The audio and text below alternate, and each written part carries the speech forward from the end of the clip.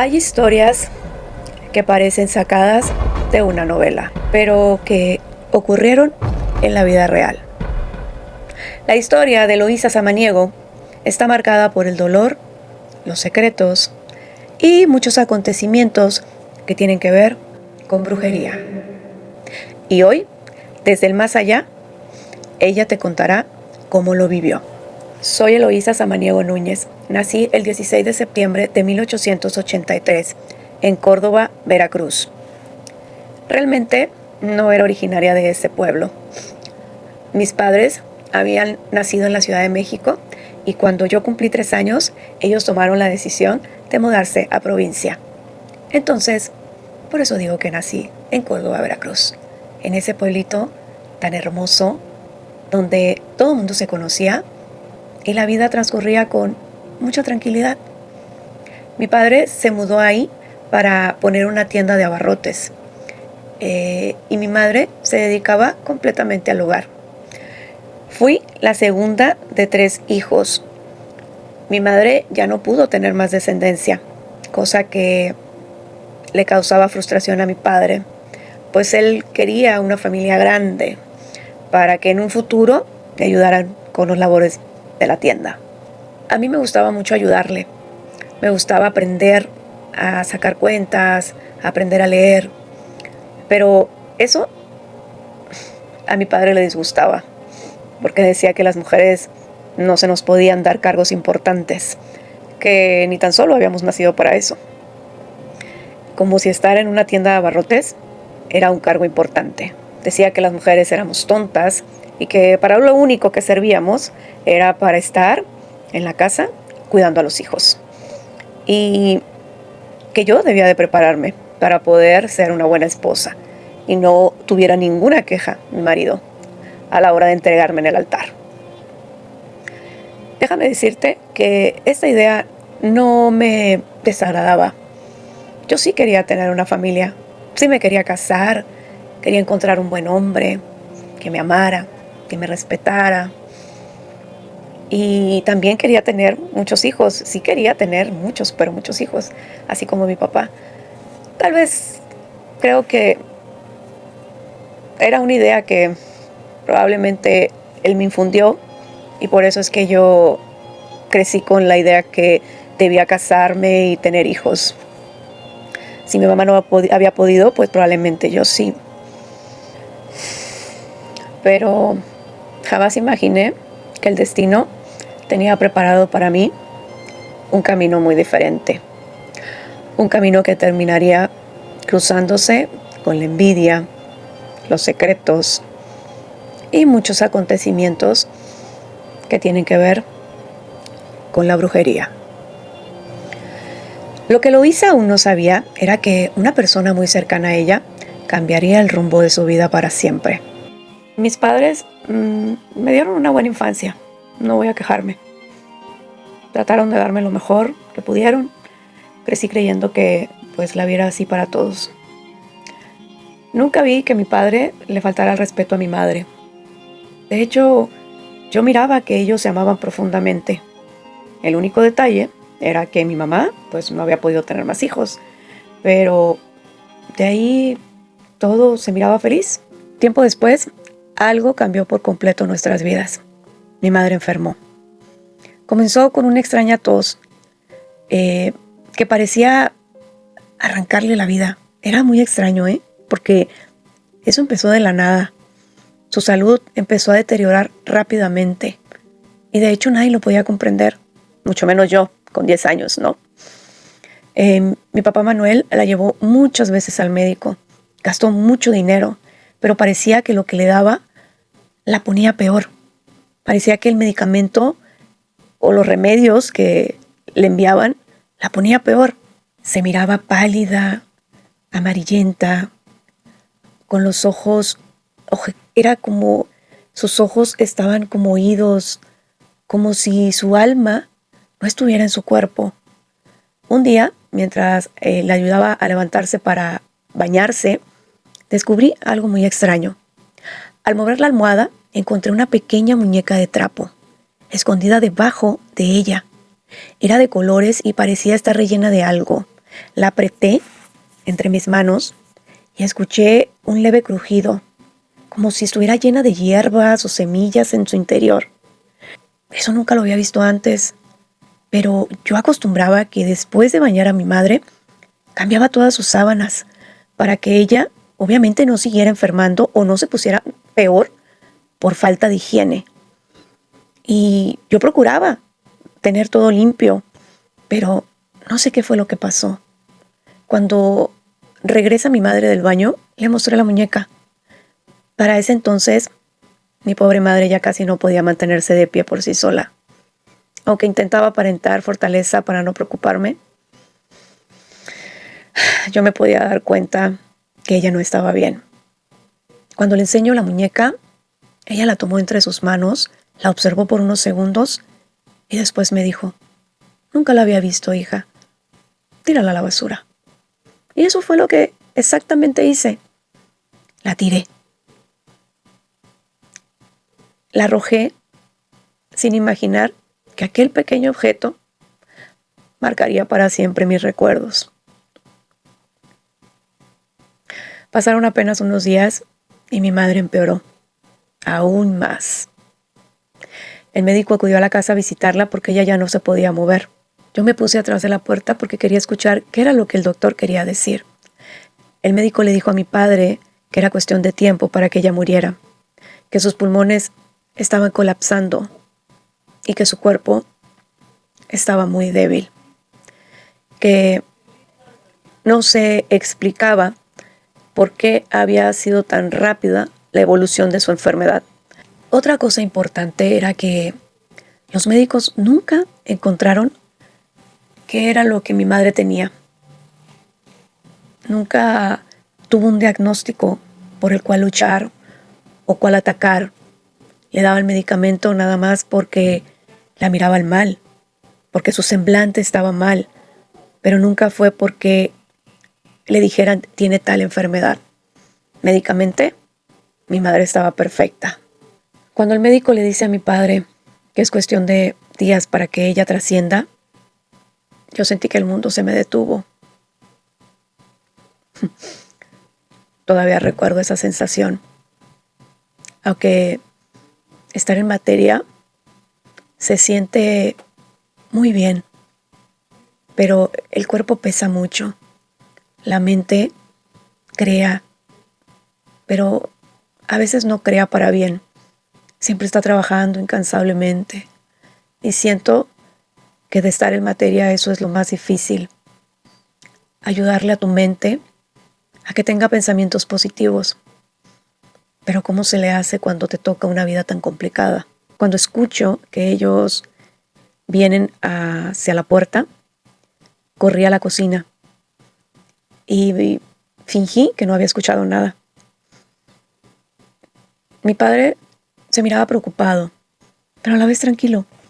Entonces, pues a mí también me dio tranquilidad, porque pensé, eso no va a pasar. Mi mamá no puede morir.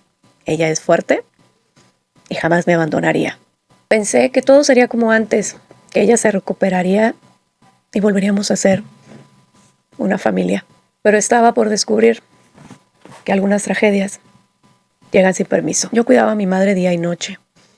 Me miraba ojerosa, cansada. Tuve que crecer demasiado rápido. No tuve tiempo de jugar. No tuve tiempo de tener amigas. No tuve tiempo de hacer nada más que hacerme cargo de una casa, de una familia, cuando yo apenas era una niña que debería estar jugando con muñecas y no preocupada por lo que iba a hacer de comer para un enfermo. No preocupada porque esto le hacía daño y esto también. No preocupada porque probablemente al día siguiente no despertaría. Pero fue lo que me tocó. Y fue lo que hizo que yo, hasta el día de hoy, aún trascendida, aún en el lugar en el que estoy en este momento, en mi transición a la que ustedes llaman muerte, siga haciendo mi trabajo. El mundo acá no es tan diferente como el que ustedes viven aquí en materia, o los que vivimos en materia cuando nos toca. No es tan diferente. No pienses que la muerte es el final. Es solo una transición. Evolucionas. Cambias de materia a espíritu. Y el espíritu es perfecto. Y la perfección existe, aunque a veces no lo creas. Cuando salí a la calle, la gente me preguntaba siempre por mamá. Ella era demasiado tierna. Las personas del pueblo la querían mucho y estaban muy preocupados por ella. Pero siento que también estaban preocupados por mí, porque se daban cuenta que mi papá me cargaba la mano. Él, teniendo la manera de poder contratar a una persona para que me ayudara, nunca lo quiso hacer. Era un hombre demasiado tacaño. Contaba los centavos, no fiaba nada a nadie. Y pobre del que quisiera hacerle alguna tranza, porque mi padre era de armas tomar. Tenía un carácter muy fuerte y tenía muchos conocidos en el pueblo. Se había hecho de un poco de poder, así que había personas que le tenían miedo. Un día en la noche yo me quedé dormida. Ya eran demasiados días los que yo no dormía, no comía bien. Y ese día en la noche me quedé con mi mamá y recuerdo que ella se quejaba mucho. Se quejaba mucho, me decía que había llegado una tía que había muerto hace años atrás, que mis abuelos venían a visitarla, pero ella nunca había conocido a su padre. Y me lo describía tan bien. Me decía que estaba muy contenta porque por fin había podido conocer a su padre y que era un anhelo de su corazón. Y era verdad, porque cuando mi mamá estaba bien, ella siempre me decía eso. Que ella le daba gracias a Dios de que nosotros pudiéramos tener un padre tan bueno, tan educado, tan buen padre y sobre todo proveedor, que no nos hacía falta absolutamente nada, según ella. El día que, la última noche que nos quedamos juntas, platicamos mucho, muchísimo. Me describió a mi abuelo, me dijo que era un señor alto, moreno, delgado, muy canucio, y que yo tenía un poquito de él. Me dio mucha emoción conocerlo, pero yo pensé que ella estaba delirando por las pastillas. Mi abuela había muerto apenas hacía un año, entonces a ella sí me había tocado conocerla. Y ese día el cansancio me venció. Recuerdo que me quedé dormida sobre la cama. Mi madre tenía sus manos encima de las mías. Y cuando mi padre entra a la recámara, pega un grito desgarrador. Yo me despierto y empiezo a voltear para todos lados y le grité a mi papá que qué pasaba. Él corre, abraza el cuerpo ya inerte de mi madre y me pega una bofetada y me dice que no la cuide bien, que por mi culpa se había muerto, que lo único que tenía que hacer era cuidarla y que no lo hice bien. Yo no pude llorar. No pude llorar. Solamente podía ver los ojos de mi madre porque se quedó con sus ojos abiertos, viéndome. Fui lo último que sus ojos vieron. Ya no tenía color, pero tampoco tenía dolor. Su cara era de descanso. Mi padre le cerró los ojos y empezó a llorar muy fuerte. Yo no pude. Vino toda la gente del pueblo al funeral de mi madre. Todos le daban el pésame a mi padre, a mí y a mis hermanos. Recuerdo que me senté en una silla y me quedé viendo hacia un punto fijo. No miraba a nadie, no hablaba con nadie, no comía. Enterramos a mi mamá y yo llegué directo a la casa a hacer los labores domésticos, que al final era para lo único que servía, porque ni había podido cuidar bien a una enferma. Sentí una culpa tan terrible, pero no me podía doblegar. No tenía tiempo para eso, mis hermanos me necesitaban. Mi hermana era muy pequeña, mi hermano era mayor que yo, pero era demasiado inmaduro.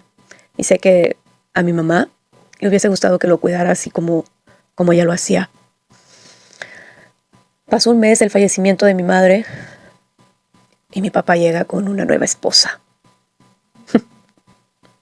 El hombre que decía que amaba a Santa Eduviges con todo su corazón, llega con una mujer corriente. Se miraba que la había sacado como de algún burdel o algo así. Nada que ver con mi difunta madre. Nada. Era mal hablada. Pero eso no tenía nada que ver. Yo sabía que su corazón estaba podrido. Pero no nada más la traía ella. La mujer venía embarazada a punto de dar a luz. O sea que el señor ya estaba con esta persona antes de que mi madre muriera. Yo sentí un coraje, pero ¿qué iba a hacer? Nada. Me dijo que a ver si a ella sí la podía cuidar bien, porque cuando tuviera el bebé, yo iba a ser la que estaría a cargo de cuidarlos a ambos. Yo volteé, lo miré y me dijo, ¿tienes alguna objeción? Con la cabeza le dije que no y la agaché. ¿Qué podía hacer? Marta era una mujer muy cruel, muy cruel. Demasiado, diría yo. A los pocos días que ella llega a la casa, da a luz a un varón, mi armado y hermoso Matías. Había algo en Matías que no encajaba. Matías era demasiado rubio. Mi padre era chaparrito morenito, muy moreno. Mi madre era también de una estatura media. No era tan morena como mi padre. Ella tenía su cabello largo, mucho cabello, negro. Nunca le vi una cana. Mi madre murió a la edad de 45 años. Y estaba muy joven y muy hermosa. Pero Marta era gorda. Se vestía como si fuera a ir a un burdel, con todo esto salido de fuera.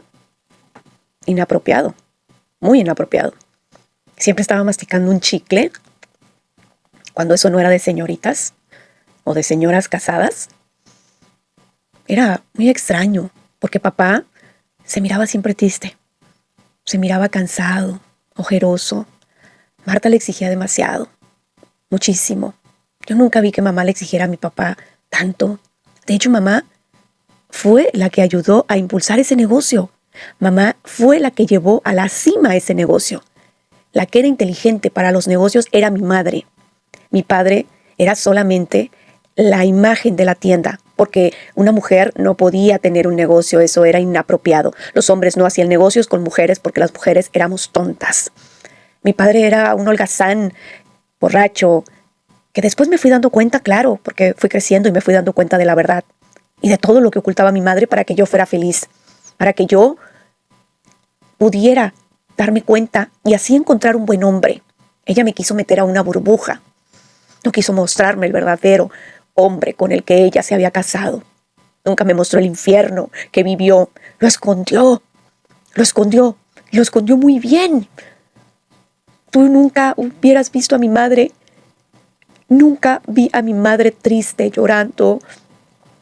Ella siempre estaba viendo la manera de salir adelante, de comprar, de vender, de exportar.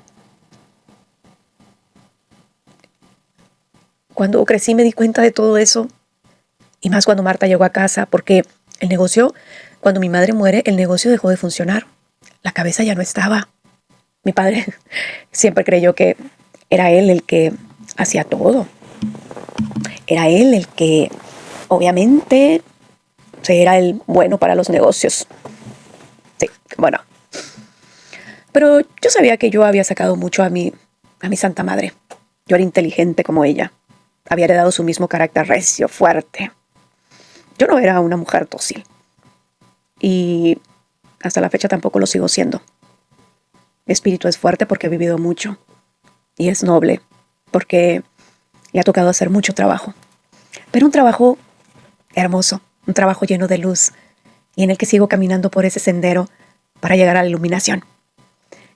Y cuando Matías llega a casa, pues te comento que él era rubio, muy rubio, demasiado. Entonces, yo le comenté a papá, le dije, padre, ¿por qué Matías es rubio? Y él me dijo que porque mi abuela también lo era, o sea, su madre. Cosa que llamó mi atención, porque yo nunca conocí a mi abuela ni a mi abuelo, pero no podía discutir. Pasó el tiempo, el negocio de papá se fue deteriorando cada día más. Mi papá era un apostador y fue perdiendo las propiedades que tenía, fue perdiendo absolutamente todo. Pero había algo que yo notaba en mi padre, que él siempre estaba desesperado por proveer a Marta, por darle todo, por llenarla de detalles, de regalos, de una cosa impresionante. Cuando mi padre era el hombre más tacaño que tú te puedas imaginar. Él era el hombre más tacaño, que no gastaba en nada. Tenía los mismos pantalones de no sé hace cuántos años. Mi madre murió, yo creo, como con algunos 5 mudas de ropa. Yo tenía apenas algunas 10 mudas de ropa, igual mis hermanos. Y él nunca lo entendí. ¿Por qué con Marta se comportaba así? Cuando Marta se dio cuenta que todo el dinero que papá tenía se estaba yendo, Marta lo abandonó. Lo abandonó por un hacendado del pueblo. Pero no se llevó a Matías. Matías se quedó conmigo. Yo me quedé cuidándolo. Y creo que fue lo mejor, porque si no, Matías hubiese sufrido mucho al lado de esa mujer. Cuando mi papá se enteró que Marta se había ido con este hombre, él se volvió loco. Duró días tomando. Con decirte que mi padre rasguñaba las paredes, nunca lo entendí. Las paredes de su cuarto estaban todas rasguñadas, como si con algo o con no sé qué era tanta fuerza que él tenía que aruñaba las paredes, gritaba. Yo me encerraba en el cuarto con mis hermanos y a veces no dormíamos de escuchar aquel grito, aquella locura. Un día mi padre se fue para ya nunca volver. Nos abandonó, nos dejó solos. Le importó más Marta que nosotros. Aparte, Matías era muy pequeño. Mi hermano para ese entonces ya tenía 16 años. Se puso a trabajar en lo que pudo el pobre. Y los pocos centavos que traía a la casa eran el sustento. Pero al poco tiempo, un señor al que le debía mucho dinero a mi papá, nos sacó de la casa. Porque dijo que como mi padre ya no le había dado la cara, le quitaría la casa. Y nos echó. Nos echó. Sin importarle que éramos 4 niños solos, nos echó a la calle. Y de mi padre nunca volvimos a saber nada. Fuimos a pedirle posada a todas las personas en el pueblo. Y nadie quiso ayudarnos. Excepto una señora a la cual mi mamá le daba despensa cuando mi padre no se daba cuenta. La señora Mercedes se había quedado viuda con 7 hijos.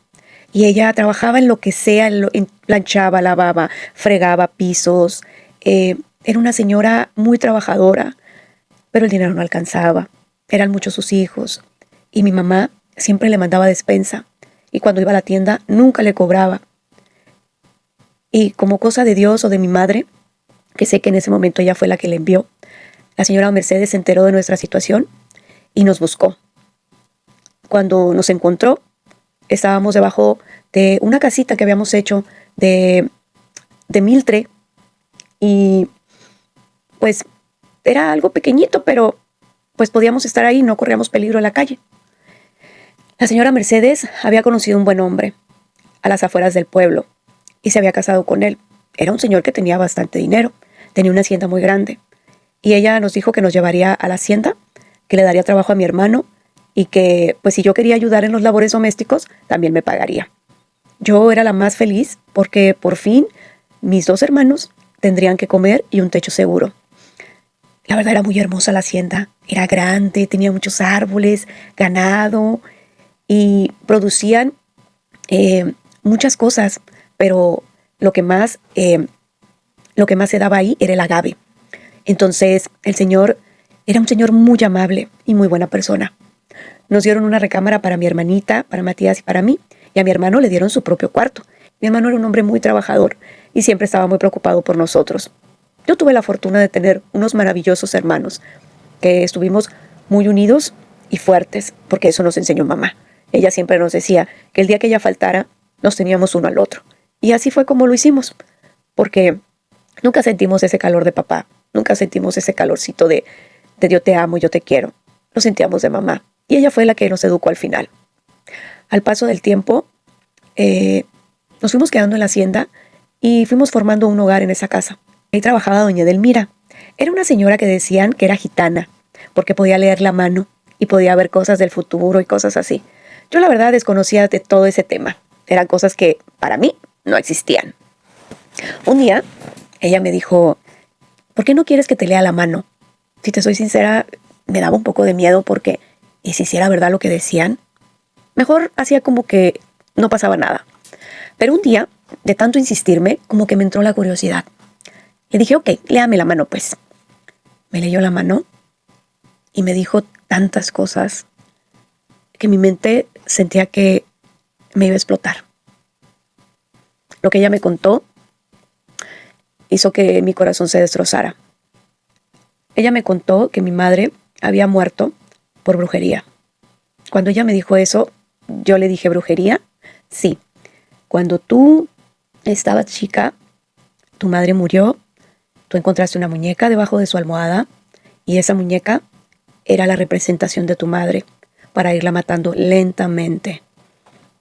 Yo abrí los ojos lo más grande posible porque no podía creer que ella me estuviera diciendo eso. Nadie sabía de esa muñeca. Yo nunca le había contado absolutamente a nadie de esa muñeca.